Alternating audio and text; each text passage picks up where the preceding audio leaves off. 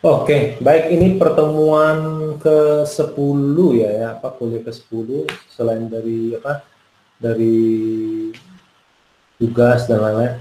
Nah, em, karena minggu depan sudah ujian, mungkin kita belum ujian dulu ya. Kita masih kuliah seperti biasa. Nanti kalau memang ada tambahan, misalnya kalau saya bisa kejar sebelum kuliah itu ada tambahan 1 kuliah atau 2 kuliah, nanti mungkin kita juga di luar jam kuliah gitu ya. Tapi kalau tidak, berarti kita tetap hari Jumat minggu depan gitu. Saya coba kejar, setelah itu baru kita ujian ya. Oke.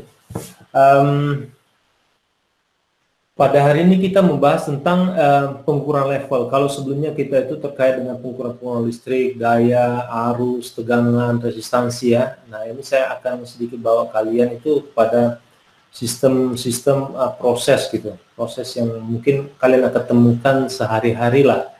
Jadi pengukuran, jadi instrumen dan pengukuran yang terjadi di sekitar kita, yang akan kita ukur di sekitar kita. Salah satu hal yang paling penting adalah pengukuran level. Jadi pengukuran level itu artinya apa? Berapa tingginya ya? Itu banyak sekali. Misalnya kalian ingin aplikasikan ke pengukuran bak misalnya ya, bisa. Banjir juga bisa kadang-kadang untuk mengukur tinggi level air atau apa sebagainya. Konsep-konsep ini bisa dipakai gitu. Ini saya ambil dari buku ini Thomas Huge Measurement Control Basics. Nah, ini juga ini juga dasar ketika nanti kalian menggunakan ini mengimplementasikan misalnya kontrol. Jadi kontrol itu membutuhkan informasi dari plannya. Plan itu sistem yang dikendalikan gitu. Jadi sistem saya pengen mengendalikan bak air ya, bak air untuk proses di industri misalnya, levelnya dan sebagainya harus terjaga dan sebagainya. Nah, itu disebut dengan plan. Nah, untuk mengendalikan itu, mengendalikan level airnya, maka dibutuhkan informasi level yang real di lapangan, yang di real di plan itu, di kendalian itu. Nah, ketika data itu bisa didapat dari kendalian. Kendalian itu bahasa Indonesianya plan ya. Nah, jadi dapatkan dari kendalian ya, maka kendali itu bisa melakukan proses untuk mengendalikan sistemnya. Apakah dia misalnya level turun, dia mengisi, kalau levelnya lebih dia malah mengurangi dan seterusnya ya. Nah, aktuatornya adalah pompa untuk mengisi ataupun mengisap air tersebut. Nah, sekarang ini referensi tadi. Nah, tetapi ada pengukuran-pengukuran konvensional yang bukan bersifat elektrikal gitu ya, yang perlu kita juga tahu, sehingga nanti ini juga bisa kita bisa kembangkan konsep-konsep mungkin di lapangan tuh terdapat sistem ini, tapi kita tidak punya sistem elektrik. Jadi sistem site type namanya. Site type itu yang bisa kita lihat gitu. Jadi kita bisa lihat bisa kita lihat dia level itu berapa. Jadi seperti temperatur ya, termometer kita bisa lihat ya. Nah, ini bagaimana dengan level? Ada banyak tipe, tapi yang umum itu adalah glass goods ya. Kemudian displacers sama tape float ya. Nah, ini ada 3 yang umum digunakan. Nah, sekarang kita masuk ke glass gauge ya. Nah, kita lihat ini 2 tipe umum glass gauge itu tubular ya, tube berbentuk tabung ya, tubular side glass. Jadi kita bisa lihat dari tabung tersebut, kemudian bentuk flat side glass gauge ya. Nah, ini ada 2 tipe untuk sensor glass gauge. Pertama tubular, ini terkait dengan modelnya gitu ya. Ini bentuk flat ya. Nah, kalau kita lihat di sini kita lihat tubular. Nah, kita lihat untuk tubular ini kita lihat bentuknya ada bisa seperti ini ya. Ada juga modelnya seperti ini. Ya, jadi ada beberapa macam ya, tetapi intinya nanti ini cairan itu, jadi ini mengukur cairan itu bisa melalui ini ya. Nah, jadi pengukurnya adalah di sini. Jadi ini sistem tekanan ya, pressurized vessel itu tangki ya. Ini open, dia terbuka ya, ini bertekanan, tertutup dia. Nah, jadi gambar ini menunjukkan aplikasi umum dari tubular side glass gauge ya. Nah, yang pertama ini kalau kita lihat nih bejana proses terbuka ya atau berventilasi, ada ventilasinya, itu disebut juga open ya atau vented vessel tangki ya, atau bejana. Jadi bejana terbuka atau memiliki ventilasi lah gitu.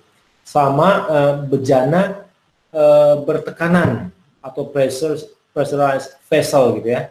Nah, untuk bejana bertekanan, ujung atas tabung ini terhubung ke dalam tangki, ini menghasilkan apa? Tekanan keseimbang di seluruh ujung tabung ya, dan cairan, sehingga di dalam tabung itu naik ke tingkat yang sama dengan cairan di dalam bejana. Ini bejana, ini ya, ini pengkurnya. Jadi skala ini dikalibrasikan, biasanya dipasang di sebelah side gauge ya, ini kalibrasi ya. Ini kita kalibrasi dulu biasanya untuk menunjukkan level di dalam tangki. Jadi ini kita kalibrasi dulu, kalau misalnya ini sekian, berarti tingginya sekian, jadi kita kalibrasi sehingga dia nanti tidak salah gitu ya. Nah, untuk ini tekanan yang diberikan pada cairan ini dalam tangkinya ya, kita memaksa cairan itu di kaca penglihatan naik ya, pada tingkat yang sama itu dengan cairan dalam tangki. Ini kok tekanannya ya. Kalau kita lihat pada gambar ini, jadi kita dapat menghitung tekanan dalam tangki. Biasanya dalam kalau Amerika, satuan Amerika itu PSIG namanya ya, PSIG, PSIG itu. Nah, biasa persamaan menggunakan P kalau salah sama dengan 0,03606 kali gravitasi kali tinggi. Nah, jadi kalau kita tahu tekanannya, maka kita tahu tingginya berapa. Jadi ketinggian dalam inci. Oke. Nah, nanti kita jangan ragu, ini ada contoh misalnya. Nah, misalnya hitung tekanan ya, tekanan dalam PSIG ya, PSIG ya, yang dideteksi oleh tubular side glass gauge jika tinggi cairan 50 inci dan gravitasi pada cairan dalam level sebesar 1,2.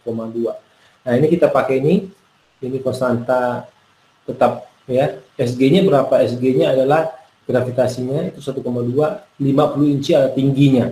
Sehingga kita dapatkan tekanannya itu berapa. Sesederhana itu sebenarnya. Jadi kita dapat ini, kita dapat data apa? Kita dapat data tekanan, kita dapat data tinggi, kita dapat data gravitasi, maka kita dapat data tekanan, gitu ya. Nah, berarti tekanannya sekian. Jadi kok nanti tingginya, kalau tingginya berubah, nah itu akan tekanannya juga berubah ya. Oke. Nah, itu yang tubular side glass. Nah, ini bagaimana yang flat ya. Nah, ini flat ini kalau kita lihat ini nih badan flat gauge-nya terbuat dari logam. Ini logam ya. Ini flat glass gauge. Ya. Ini ada terus gauge, ada gauges ya. Gauges tulisannya, gauges ada gauge juga. Itu sama. Ya, ini manual valve, ini drain ya. Ini valve lainnya. Itu apa? Mengosongkan lah istilahnya ya. Nah, ini kalau kita lihat ini terbuat dari logam tuang ya. Ini logam tempa atau kita tempa, ini ada kaca ya atau plastik ya untuk yang transparan untuk melihat level tersebut. Ya, ini flat, tapi bentuknya flat. Jadi kalau kalian pernah lihat termometer ya, itu kan ada yang bulat, ada yang kayak tabung, itu ada yang bentuknya flat. Nah, kurang lebih ini yang flat gitu ya. Nah, ada dua tipe dasar dari flat side gauge-nya ya. Ada dua tipe. Pertama refleks, kemudian transparan. Nah, kalau refleks itu gimana? Kalau refleks itu menghasilkan area di dalam gelap ketika cairan itu atau area yang kayak bayangan lah gitu, kayak bayangan. Kita dari bayangan itu kita bisa dapat semacam pada level berapa. Kalau terang, area terang ketika ada uap tuh dia yang ketika ada uapnya itu dia terang. Kalau yang gelap tuh berarti dia terisi oleh cairan gitu. Sedangkan kalau yang terang nggak masalah. Kalau terang tuh biasanya kita gunakan cairan tuh berwarna gitu ya, berwarna misalnya kental, misalnya kalau di termometer tuh air sah, ini pokoknya kental sehingga dia tuh tidak terlalu sulit untuk dilihat lah. Nah, ya, ketika cairannya apa? Ketika cairan yang diukurnya ada korosif. Jadi kalau misalnya sistem cairannya korosif, kalau kita taruh yang logam biasa kan nanti logamnya kan rusak ya. Nah, jadi kita nanti pakai cairan yang yang tidak korosif. Jadi ketika dia ditekan, dia naik gitu ya.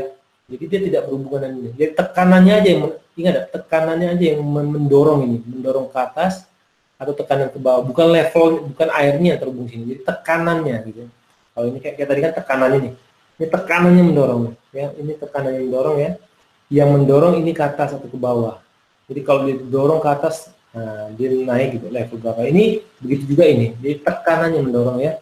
Nah, jadi kalau kita kalau cairannya korosif, nah itu sebaiknya kita pakai yang cairan yang tidak korosif ya, untuk supaya tidak merusak komponen pengukur ini. Oke. Nah, kemudian tipe kedua dari side type sensor, tadi kan ada glass gauge, ada displacers ya. Nah, tipe kedua adalah displacer ya. Side type sensor ini ada displacer. Kalau tadi kan ini side type sensor ini ada glass gauge, displacer, dan tape float ya. Nah, kita sudah bahas glass gauge ya. Glass gauge ada dua, tubular side glass gauge sama flat side glass gauge ya. Nah, kemudian yang kedua adalah displacers. Nah, displacer ini sederhana sebenarnya prinsipnya. Ini prinsipnya seperti prinsip Archimedes ya, Archimedes ya. Dengan ini Archimedes apa? Sebuah benda dicelupkan pada cair, pada zat cair, maka benda tersebut akan mendapatkan gaya ke atas atau gaya apung sebesar berat zat cair yang dipindahkan. Ini dulu ceritanya Archimedes ini mau suicide, mau bunuh diri sebenarnya. Dia masuk ke bak gitu ya, dia masuk ke bak, yang dia dapat adalah permukaan air dari bak tuh naik ketika dimasuk dari bak.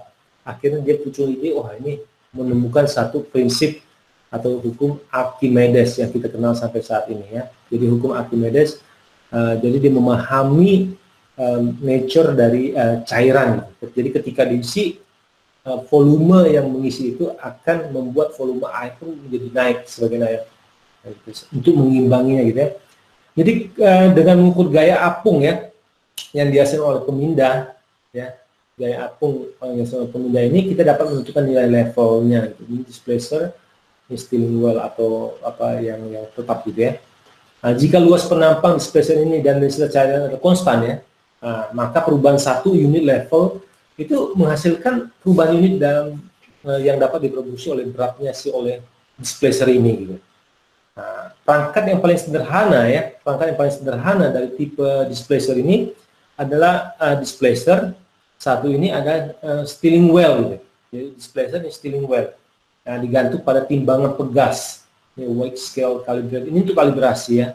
Dengan pegas seperti yang kita lihat pada gambar ini ya. Kita lihat ini displacer, steering wheel, ini pegas. Oke, pada skala level dapat dikalibrasi misalnya dari 0 sampai 100% atau dalam unit level lainnya gitu ya. Nah, jadi ini bisa kita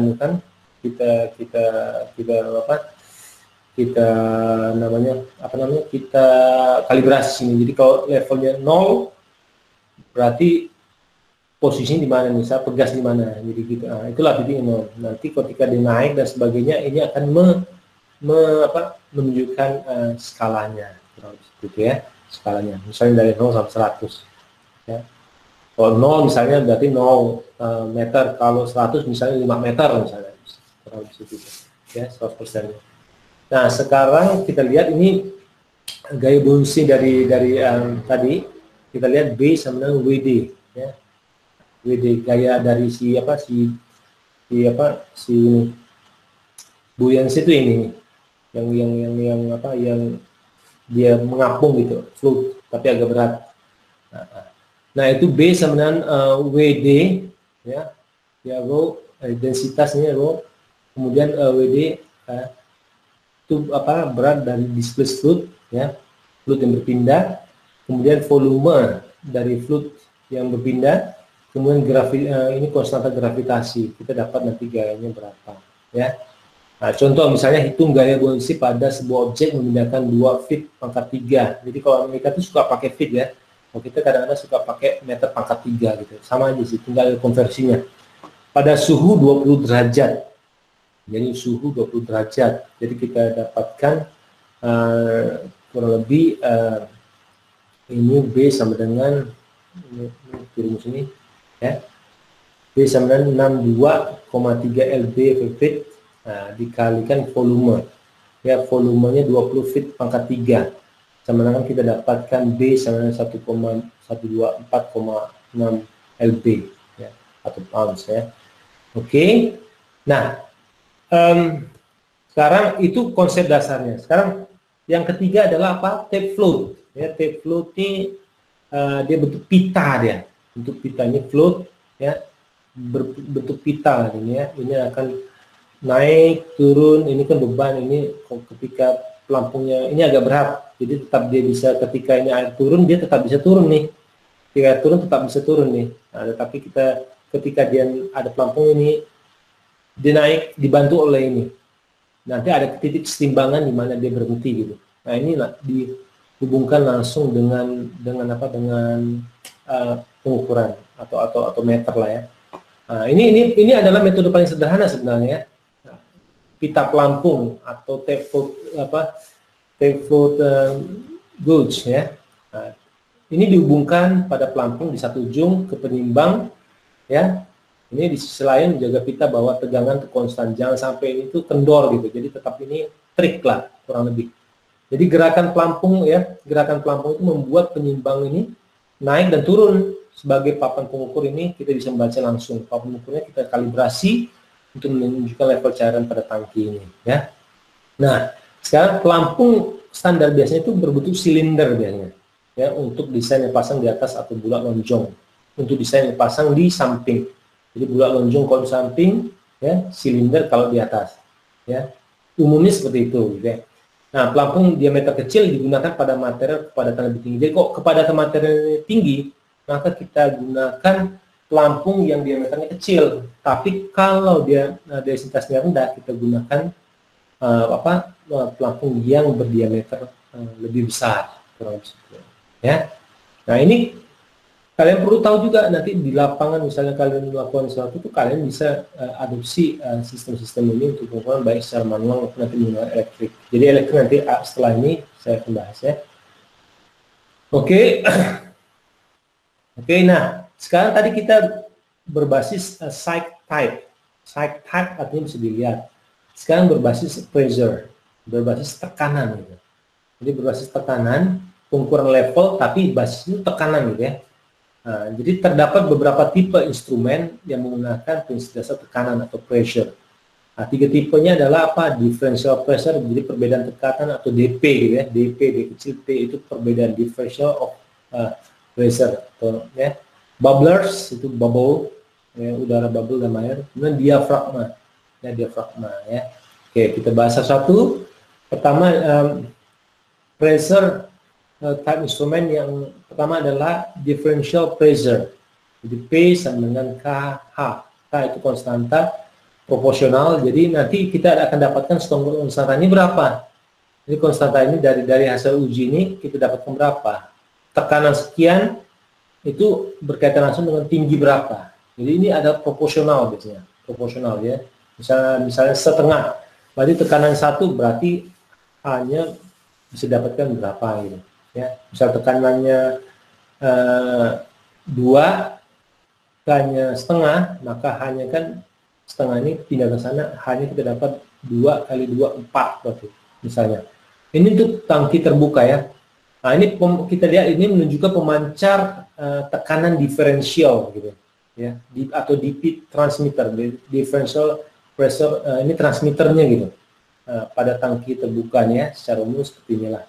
Jadi terdapat hubungan langsung antara tekanan ya, tekanan hidrostatik di sini ya, disebabkan oleh kolom cairan itu ya, dan disebabkan oleh kolom cairan kita lihat di sini berat jenis cairan juga ketinggiannya. Jadi gabungan berat jenis cairannya tekanan hidrostatis sama berat jenis dari cairan ini. Jadi beda antara air misalnya dengan berat jenis yang kental ya.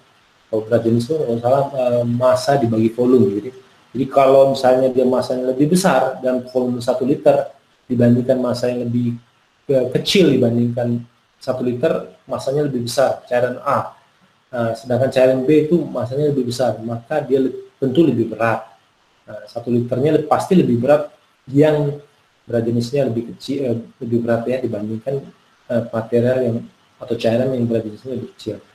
Nah, oke, dalam banyak kasus berat jenis cairan itu biasanya konstan biasanya. Ya, jadi tekanan itu berbanding lurus dengan cairan. Jadi berat jenis konstan, tekanan itu berbanding langsung dengan tingkat cairan atau level atau tinggi lah, di mana K ini adalah proporsional seperti saya jelaskan tadi ya. Kemudian dalam tangki terbuka ini kita lihat bahwa pemancar nih mengubah tekanan level cairan itu menjadi sinyal pneumatik. Pneumatik itu kalau tahu tuh pneumatik itu angin. Jadi tekanan itu menjadi angin ya, nanti bisa dihubungkan kemana gitu ya. Tekanan itu bisa angin itu bisa 3 sampai 15 PSI biasanya ya untuk pengukurannya, atau nanti bisa diubah ke sinyal arus DC misalnya ya, misalnya 4 sampai 20 miliampere biasanya. Itu sesuai perbandingan 3 sampai 15 PSI tekanan pneumatik, tekanan udara ya itu perbandingannya itu sekitar skalanya itu adalah 4 sampai 20 miliampere. Itu digunakan untuk mewakili atau menggambarkan berapa level pada tangki tersebut ya. Jadi sisi level ini, sisi tinggi sel DP ini ya, terhubung ke bagian bawah tangki, taruh di bawah karena dia bisa menekan di bawahnya ya. Dan ini ada atmosfer, jadi dia melawan ini high tekanan tinggi, ini atmosfer tekanan rendah ya. Nah nanti dia akan perbedaannya itu berapa sih antara tekanan lingkungan kita, tekanan kita dengan tekanan di sini. Jika ada perbedaan berarti DP itu ada nilainya. Nah DP itu berapa? Nah itu nanti yang langsung berhubungan dengan tekanan pneumatik atau tekanan angin ya, atau misalnya bisa dihubungkan ke listrik sekitar 4 ya sampai 20 miliampere. Oke. Dan situ itu berupa sensor gitu ya. Nah, oke. Nah ini kalau tangkinya tertutup, tadi kan tangki terbuka ya, tangki terbuka, jadi ada tekanan atmosfer juga di sini, ini ada juga. Nah, kalau ini tertutup, jadi tidak ada pengaruh tekanan atmosfer ya. Nah, jadi kalau kita lihat gaya sama diterapkan kedua sisi pemancar ya, sama nih. Ini tekanan dari sini, ini tekanan dari sini. Jadi perbedaannya berapa? Ini tekanan dari sini, ini tekanan dari sini. Perubahan tekanan statis pada permukaan cairan tidak mengubah output pancar. Jadi ini tekanan statis ya, kosong, tidak ada udara, ini cairan. Tekanannya berapa? Ini perbedaan, nanti ada DP di sini. Ya, oke. Jadi dia hanya merespon perubahan level cairan. Biasanya dalam contoh ini kita lihat sinyal arus itu biasanya 4 sampai 20 miliampere sama tadi, digunakan untuk mewakili level tangki. Jadi kalau misalnya lebih kecil berarti lebih rendah, tekanannya lebih rendah. Kalau lebih besar berarti tekanan lebih tinggi, artinya levelnya lebih tinggi. Oke. Nah, sekarang bubblers ya. Ya, tadi kan ini basis tekanannya pressure type instrument. Ada beberapa tadi. Pertama di pressure, kalau kita lihat tadi pressure, bubblers dan diafragma. Nah, sekarang kita masuk ke bubblers. Bubblers ini prinsipnya ya kita itu menggunakan bubble gelembung ya, gelembung udara gitu. Gelembung udara ditiupkan di ujung pipa ini ya. Jadi saat menggunakan sistem bubble ini kita mengukur tingkat cairan ya. Kita masang tabung celup ya di tangki dengan ujung terbuka. Jadi kita lihat ini terbuka beberapa inci di bawah ya. Jadi jangan sampai ke bawah sekali karena tidak bisa ya. Nah, ketika cairan ini dipaksa melalui tabung, ketika ditekan gini belum keluar, tekan sampai sini keluar dia. Nah, itu berarti kita sudah sampai, tabung itu sudah sampai ke tekanan hidrostatis, kepala hidrostatis cairan lah. Jadi level cairan bervariasi. Ya, tekanan dalam tabung itu celup berubah, tekanan ini deteksi oleh sensitif ya. Jadi tekanannya berapa sih? Jadi kalau dia menekan ini, kalau dia rendah, ini kan sebentar nih nekannya. Kalau dia rendah, misalnya level sini, ini sebentar aja nekan, udah keluar bubble-nya. Tapi kok tinggi, dia butuh tekanan lebih untuk menekan si udara pipa ini sehingga memunculkan bubble. Jadi kalau udah bubble berhentilah. Kalau udah bubble berhenti, artinya itulah levelnya. Jadi kalau dia level cairan ini rendah, berarti kalau ditekan ini sebentar dan dengan tekanan yang rendah dia udah bisa menghasilkan bubble. Tapi kalau ini penuh misalnya, ini tekanannya harus agak lebih tinggi. Nah, tekanan ini nanti yang dikonvert ke level, kurang lebih seperti ada konversinya. Nah, jadi oke. Nah, untuk diafragma, jadi detektor diafragma ini beroperasi dengan prinsip sederhana sebenarnya. Dia mendeteksi tekanan yang diberikan material proses. Jadi tekanan yang diberikan pada ini. Jadi ada model yang di dalam cairan, ada model di luar. Tapi kalau di luar ini biasa dibikin box seperti ini ya. Ya, oke. Nah, gambar ini kita lihat ini ada mendeteksi level secara kontinu ya. Instrumen kotak diafragma ditujukan pada ini, gambar ini kita lihat ada kotak ini. Ya, untuk apa? Supaya mengisolasi udara. Ya, mengisolasi udara supaya tidak ada pengaruh sehingga pengukuran itu murni gitu. Ya. Jadi unit terdiri dari diafragma berisi udara terhubung ke detektor tekanan. Ini tekanannya. Saat level naik di atas diafragma, jadi ketika ini naik, ini menekan diafragma atau enggak ya? Kalau di perut kita tuh ada diafragma ketika dia bisa naik turun gitu. Jadi kalau telinga kita kan bisa tekanan bawah lebih tinggi, maka dia gini kan. Kalau tekanan atas lebih tinggi, dia mendorong gini. Jadi kalau tekanan seimbang, dia lurus gitu. Kalau telinga kita, kalau di pesawat tuh tekanan luar lebih tinggi, itu bisa sedikit mengganggu karena dia lebih gitu ya. Karena tidak seimbang tekanan, akhirnya bisa rusak gitu ya. Nah ini perubahan itu akan dilihat berapa tekanan yang terjadi level airnya menekan si diafragma ini, sehingga itu nanti dikonversikan menjadi menjadi level kurang lebih ya. Nanti dikalibrasi dulu ketika ini tekanannya berapa. Oh berarti kita dapat berapa data. Berarti ketika tekanannya 0 berarti 0. Ketika tekanannya misalnya 10 berarti itu tingginya sekitar 1 meter misalnya. Ketika tekanannya 20 diukur oleh level airnya 2 meter. Nah, nanti kita dapat data. Nah, inilah yang nanti dijadikan data untuk pengukuran ya. Oke. Nah, berikutnya adalah pengukuran level berbasis electrical. Jadi electrical ya, sesuai bidang kita ya. Walaupun kita juga mempelajari tadi. Karena itu nanti bisa dihubungkan juga dengan electrical ketika kita kontrol ketika kita tidak bisa mengukur gerakan, kita hanya mengukur pergerakan linear dari alat ukur itu, kita gunakan itu, kita kombinasikan pergerakan itu menjadi listrik gitu. Misalnya kita tidak bisa mengukur cairan dengan cara langsung gitu, dengan cara elektrikal. Nah, tipe-tipe umum biasanya adalah apa? Kapasitas probes.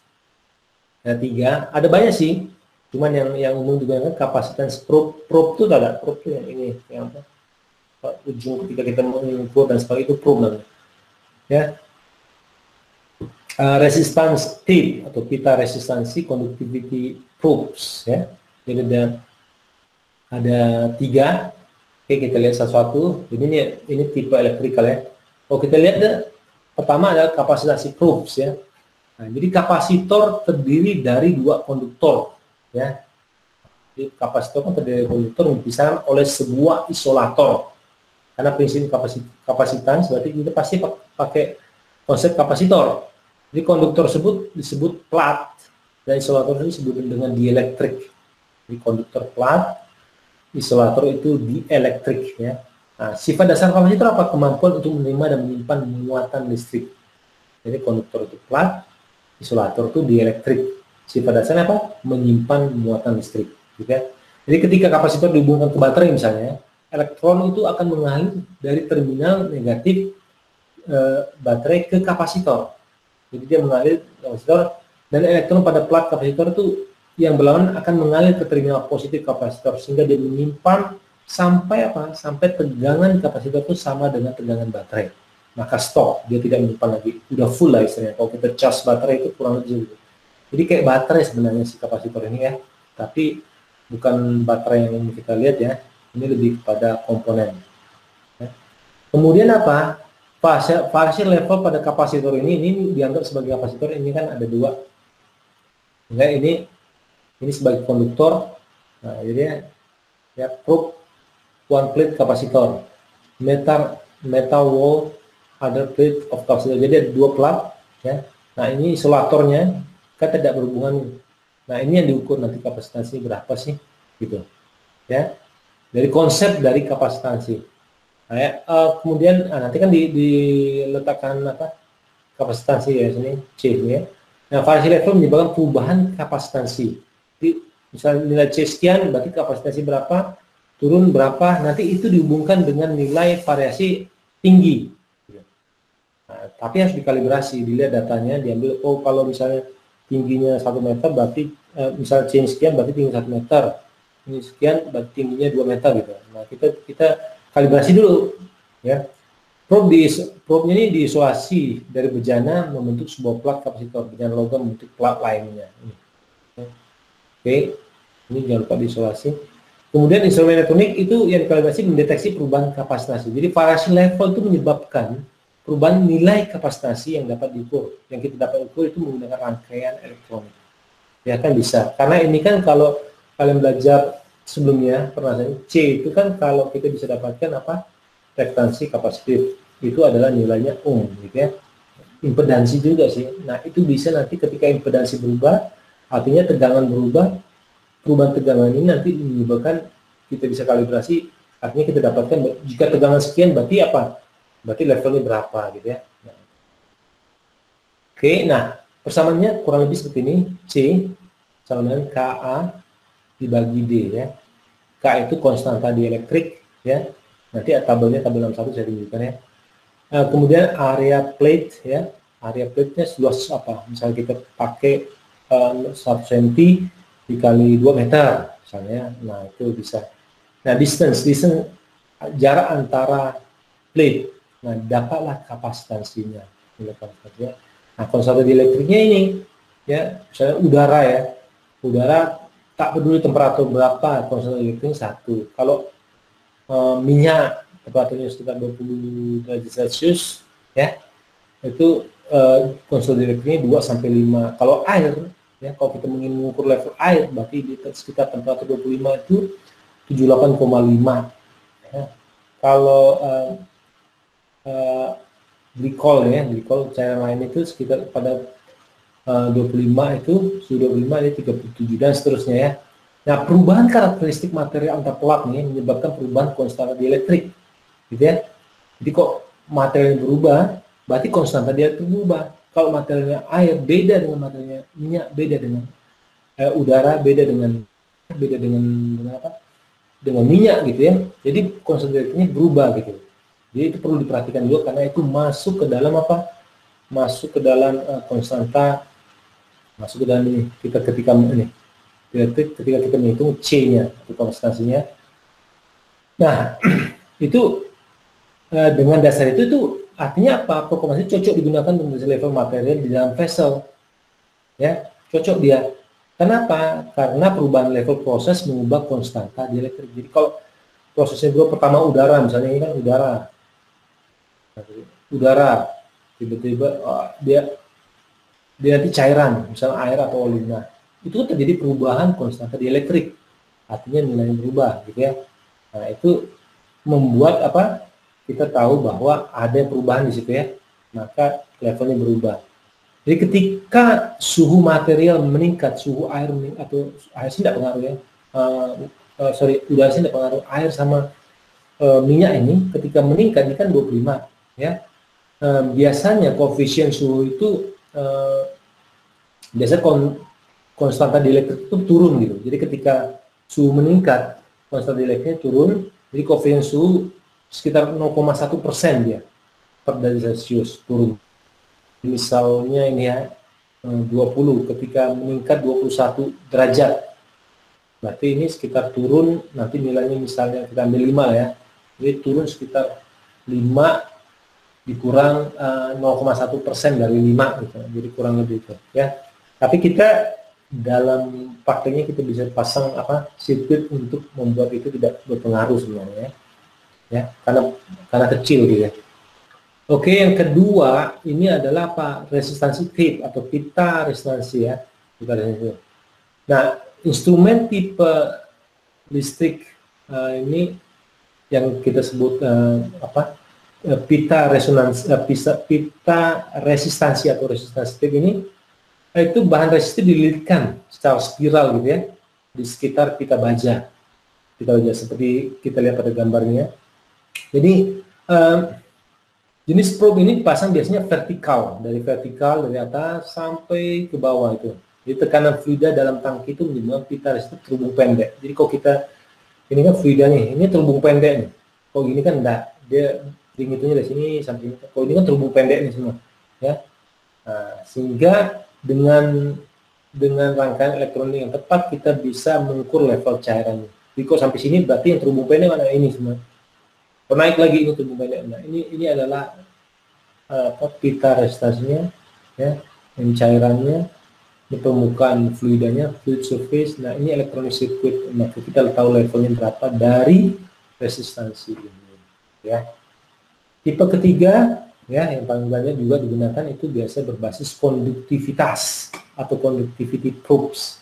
Jadi probe conductivity atau probe konduktivitas atau conductivity probes ini beroperasi dengan prinsip gimana? Jadi sebagian besar cairan tuh intinya itu menghantarkan listrik. Jadi ini menghantarkan listrik, kita asumsikan ya. Nah, kalau kita lihat gambar ini, kita lihat pemisahan konduktivitas tipikal dari proses ketika kita mengukur menggunakan conductivity probes, gitu ya. Nah, kalau kita lihat elektroda itu ditunjukkan pada di atas permukaan, gitu ya, cairan pada sisi kiri ini, ya, elektrodanya. Jadi saat sirkuit terbuka tidak ada arus yang mengalir. Ini misalnya sirkuit terbuka tidak ada arus mengalir. Tetapi ketika ini terhubung, gitu ya, berarti ini ada aliran ke sini, ya, sehingga memberikan energi ketika level cairan itu naik gitu, ya. Nah, artinya apa? Artinya ketika dia naik itu menutup saklar. Ketika menutup saklar, nah, berarti misalnya pompanya harus berhenti. Ini kan pompanya nyedot nih, nyedot terus, nyedot ya, nyedot turun. Nah, ketika dia ngisi sampai tetap berhenti, itu mengaktifkan saklar. Sedot lagi gitu ketika airnya penuh, ya. Nah, saklar konduktivitas ini tersedia dalam berbagai konfigurasi biasanya. Ya, kita dapat menggunakan kontrol hidup mati, satu komponen untuk mengontrol berbagai peralatan, ya. Nah, biasa aplikasi khas untuk konduktivitas probe ini biasanya adalah di dalam bak misalnya, ya. Diagram tangga relay bisa kita beberapa probe, bisa juga misal kita pasang 10 misalnya kan, antara ini dan ini, berarti kita bawa levelnya sampai sini. Nanti kita pasang 10 level ini sampai sini gitu. Nah, ya.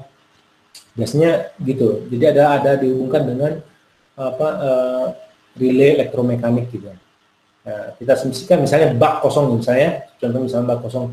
Jadi ketika terbuka ini tidak ada hilang energinya kan, dia ngisi gitu ya. Jadi ketika level cairan naik, entah air hujan, entah diisi dengan pompa yang lain gitu ya, naik gitu ya, sampai level kena ini tertutup ini, nah ya, tertutup ya, untuk probe, tetapi tidak diberi energi karena mengaktifkan relay. Kenapa? Karena ini sampai sini, jadi dia tetap ngisi terus, sampai sini, tak ya, sampai sini. Pada ini kan level sensor low ya, level sensor high ya, ini high, ini low, ini posisi tinggi, ini posisi rendah ya. Jadi ketika sampai atas, maka dia memberikan energi sehingga itu mengaktifkan pompa kurang lebih itu. Jadi kita bisa gunakan itu macam-macam sih. Jadi kita gunakan macam-macam ya untuk keperluan kita. Nah, saya ada gunakan ini misalnya konsep ini untuk banjir. Ya. Kalau kita bisa lihat di sini ya.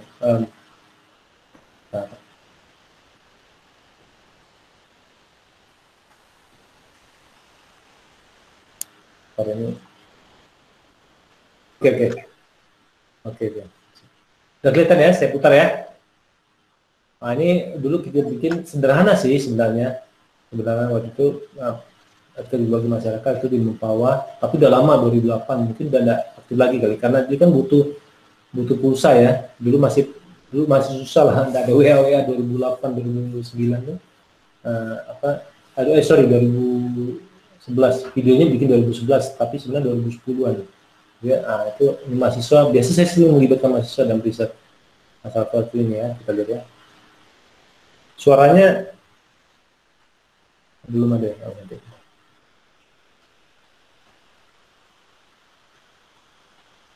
Nah ini kita bersama wakil bupati waktu itu sama Kapolsek. Nah ini banjir ini. Kita lihat ini banjir yang terjadi. Ya. Nah ini kita demokan alatnya, ini alat prototipe-nya ke masyarakat supaya masyarakat juga ngerti prinsip kerjanya gitu ya. Nah ini penjelasannya.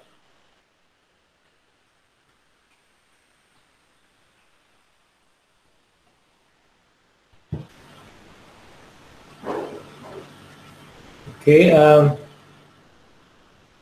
jadi kalau kita lihat tadi di gambarnya itu adalah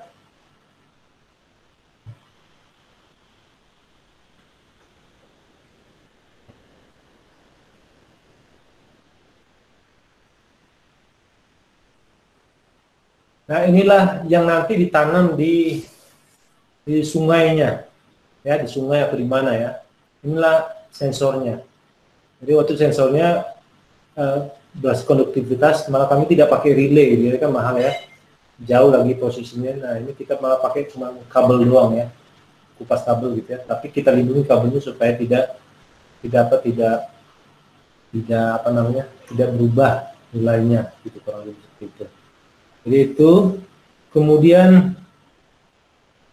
lanjut kita kuliah. Jadi ya, bisa dilihat lagi ada juga di situ beberapa teknik ya, IoT tinggal kalian lihat nanti di YouTube ini terkait dengan IoT juga ada drone gitu ya. Nah kita lanjut. Nah pengukuran level itu ada juga yang sonic type. Sonic type itu kalau pernah dengar, salah satu yang terkenal itu biasa ultrasonic. Jadi ultrasonic ya. Jadi generasi deteksi gelombang suara itu biasanya metode umum gitu yang digunakan deteksi level. Jadi gelombang bunyi merupakan gelombang karena gelombang bunyi itu gelombang mekanik longitudinal ya. Gelombang suara itu kan gelombang dengan frekuensi tertentu ya, tergantung frekuensinya, kerapatannya yang berbeda ya. Maka itu dapat dihasilkan dalam bentuk padat, cair dan gas. Ya, material mentransmisikan gelombang suara ini beroscilasi ya ke arah perlambatan gelombang itu sendiri. Jadi kan ada rentang frekuensi. Jadi dari kirim sampai kembali itu ada rentang frekuensi. Biasanya itu gelombang suara itu dibatasi sekitar 20 siklus atau biasa disebut dengan hertz ya, siklus per detik 20 hertz sampai 20.000 siklus per detik atau 20.000 hertz. Itu rentang yang bisa didengar oleh manusia. Nah, gelombang mekanik frekuensi yang di bawahnya jangkauan dapat dengar biasa disebut dengan infrasonik. Jadi infrasonik kita tidak bisa dengar karena itu di bawah 20 Hz gitu ya, di bawah 20 Hz, di bawah pendengaran manusia. Pendengaran manusia 20 Hz sampai 20.000 Hz. Jadi di bawah 20.000 itu berarti normal ya frekuensinya. Tapi di bawah itu biasa kita sebut dengan gelombang infrasonik, infra. Nah, tapi kalau di atas itu kita sebut dengan gelombang ultrasonik. Nah, ya. Jadi gelombang infrasonik itu biasanya menarik ya, biasanya dihasilkan sumber yang besar. Nah, frekuensinya terkait dengan gelombang tinggi itu ultrasonik ya, itu beda. Jadi kalau kita lihat ini di sensor ya, ini sensor yang bisa kita dengar, sensor ultrasonik ya. Sensor ultrasonik apa? Artinya apa? Kita mengukur waktu yang dibutuhkan. Jadi kita kirim, misalnya kita kirim ya, pantulan ini berapa waktunya. Jadi perbedaan waktu itu semakin lama berarti levelnya semakin jauh dari jarak tembakan gelombang ini gitu. Jadi ya biasanya di 1/1000 watt ya. Ya kecepatan suara gelombangnya fungsi ditransmisikan kan ke udara kembali gitu, atau lewat air dia bisa ya, kecuali beton nggak boleh tadi ya, kecuali beton ya. Nah ketika gelombang suara menghantam media padat ya, misalnya dinding gitu ya, dinding atau permukaan cairan ya, itu hanya tidak semua energi itu menembus penghalang itu. Jadi umumnya dia dipantulkan gitu. umumnya dipantulkan kembali ke atas gitu ya. Nah, kalau kita lihat diagram ini kas, pengukuran kasnya, ini kontrolnya, timingnya, generator, ini untuk mentransfernya, tek, kirim, dan ini mereceive. Nah, ini timing generatornya, akhirnya kita lihat perubahan, ini display perubahan waktunya berapa sih. Nah, seperti ini. Ini ketika mentransmit, mengirim, ini ketika mereceive echo atau gema kembali gitu ya. Nah, kurang lebih seperti itu. Nah, waktu T inilah itu yang nanti sebanding dengan level. Artinya apa? Ketika T-nya makin panjang, berarti ini semakin panjang, levelnya semakin jauh, atau jaraknya semakin jauh ya. Kurang lebih seperti itu. Oke? Nah, yang terakhir ini